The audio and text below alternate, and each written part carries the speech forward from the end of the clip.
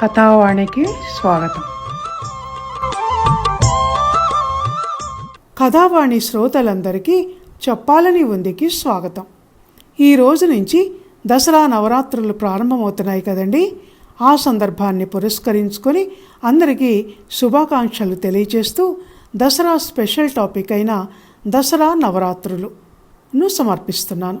Topic పేరు దసరా నవరాత్రులు. హిందువుల ప్రధాన పండుగలలో విజయదశమి ఒకటి. దీనినే దసరా అని కూడా పిలుస్తారు. ఈ పండుగకు ముందు 9 రాత్రులు దేవిని అత్యంత భక్తి శ్రద్ధలతో పూజిస్తారు.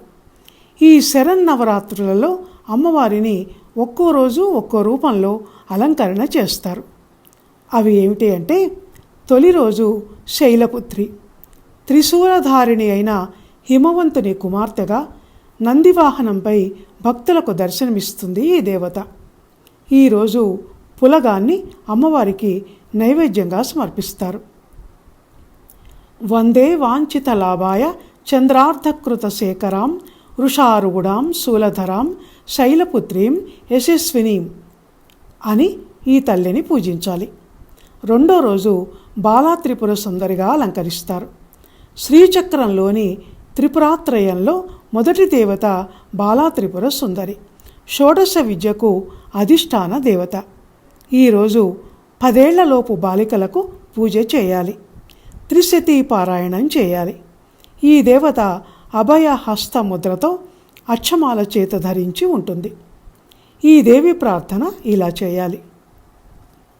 హ్రీంకారాసన గర్భితానలశిఖాం సౌక్లీం కళాంబిభ్రతీం సౌవర్ణాంబరధారిణీం వరసుధాదౌతాం త్రినేత్రోజ్వలాం వందే పుస్తక పాశమంకుశధరాం స్రగ్భూషితాం ఉజ్వలాం తాం గౌరీం త్రిపురాం పరాత్పరకళాం శ్రీచక్ర సంచారిణీం అని.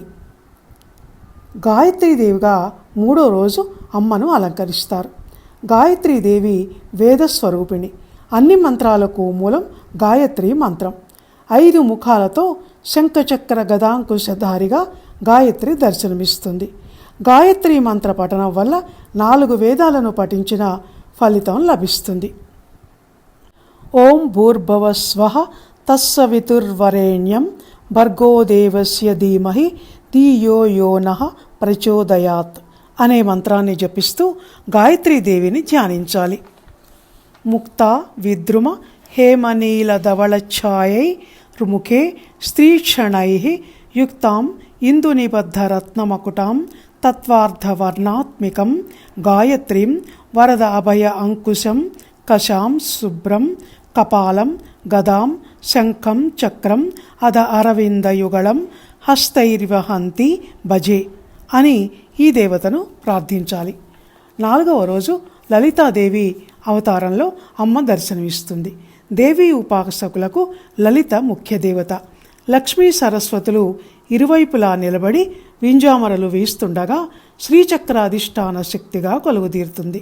చెరుకుగడ, విల్లు, పాశాంకుశాలు ధరించి భక్తులకు వరాలను ఇస్తుంది. లలితాదేవి విద్యాస్వరూపిణి, సమస్త సుఖాలు ప్రసాదించే శక్తి స్వరూపిణి ఈ దేవత.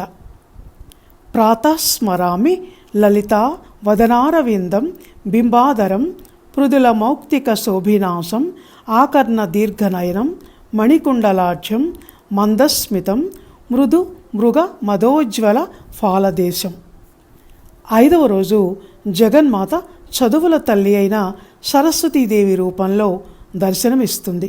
బ్రహ్మ చైతన్య స్వరూపిణిగా శ్వేత పద్మాసని అయి వీణ, దండక మండలాలు, అక్షమాల ధరించి అభయముద్రలో భక్తుల అజ్ఞాన తిమిరాన్ని తొలగించడానికి ఈ మూలా నక్షత్రం రోజు వేంచేస్తుంది. సంగీత సాహిత్యాలకు అధిష్టాన దేవత సరస్వతి అమ్మవారు కనుక ఆ తల్లిని ఆరాధించటం వల్ల బుద్ధి వికాసం, విద్య ప్రాప్తిస్తాయి.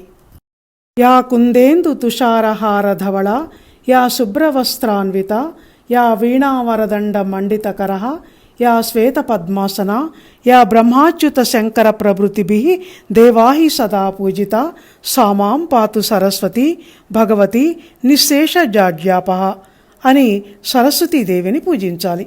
6వ రోజు అమ్మవారిని అన్నపూర్ణాదేవిగా అలంకరిస్తారు. ప్రాణికోటికి జీవనాధారం అన్నం. అన్నం పరబ్రహ్మ స్వరూపం. సాక్షాత్తు ఆ పరమేశ్వరుడికే బిచ్చపెట్టిన దేవత అన్నపూర్ణ. ఈ దేవతను ప్రార్థిస్తే ధనధాన్యాభివృద్ధి, ఐశ్వర్యం సిద్ధిస్తాయి. అన్నపూర్ణ ధరించిన రసపాత్ర అక్షయ పాత్ర.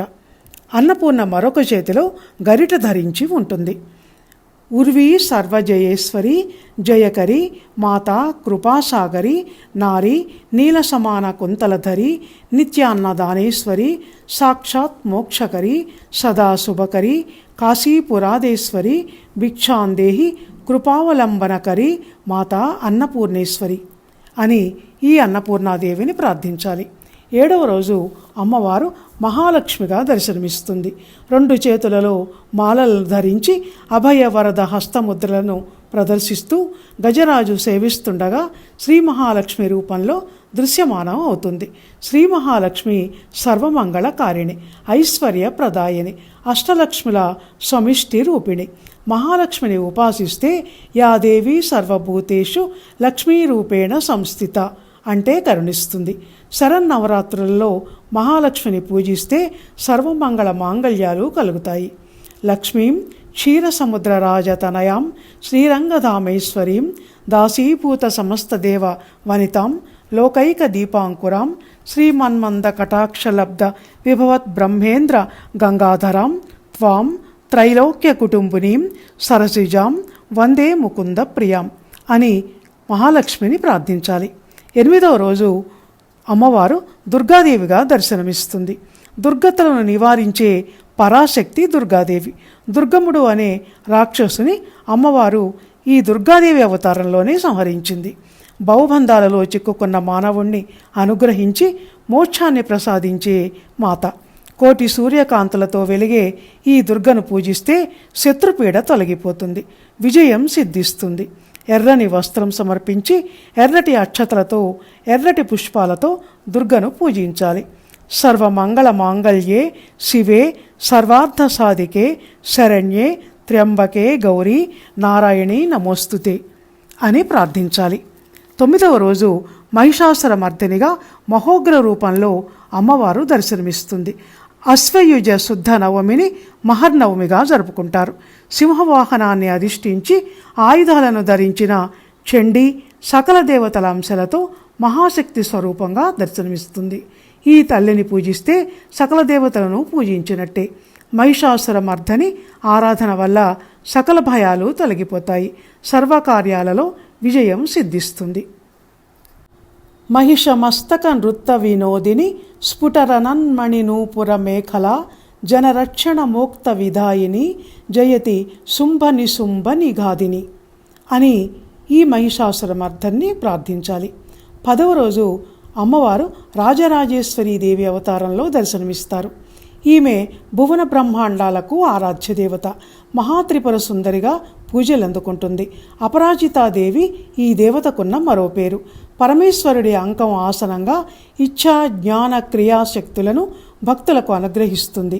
యోగమూర్తిగా మాయామోహిత మానవ చైతన్యాన్ని ఉద్దీపనం చేస్తుంది. అనంత శక్తి స్వరూపమైన శ్రీచక్రానికి అధిష్టాన దేవత ఈ తల్లి. ఈమెకు లలితా సహస్రనామ పారాయణం, కుంకుమార్చన చేయాలి. అంబ, రౌద్రిణి, భద్రకాళి, బగల, జ్వాలాముఖి, వైష్ణవి, బ్రహ్మణి, త్రిపురాంతకి, సురసుత, దేదీప్యమానోజ్వల, చాముండ, శ్రితరక్షపోష, జనని, దాక్షాయిణి, పల్లవి, చిద్రూపి, పరదేవత, భగవతి, శ్రీరాజరాజేశ్వరి అని ఈ దేవతను ప్రార్థించాలి. ఇవండి నవరాత్రులలో ఆ దేవి అవతారాలు. 10వ రోజు ఆఖరి అవతారమైన శ్రీరాజరాజేశ్వరి. ఇంతవరకు భక్తి శ్రద్ధలతో అమ్మవారి అవతారాల గురించి విన్న మీ అందరికీ ధన్యవాదాలు. అందరికీ దసరా నవరాత్రుల శుభాకాంక్షలు తెలియచేస్తూ ఈ పౌరాణిక అంశాన్ని వినిపించిన నాకు, విన్న మీకు ఆ అమ్మవారి కృపా కటాక్ష వీక్షణాలు లభించాలని కోరుకుంటూ సెలవు. ధన్యవాదాలు. మంగళం మహత్.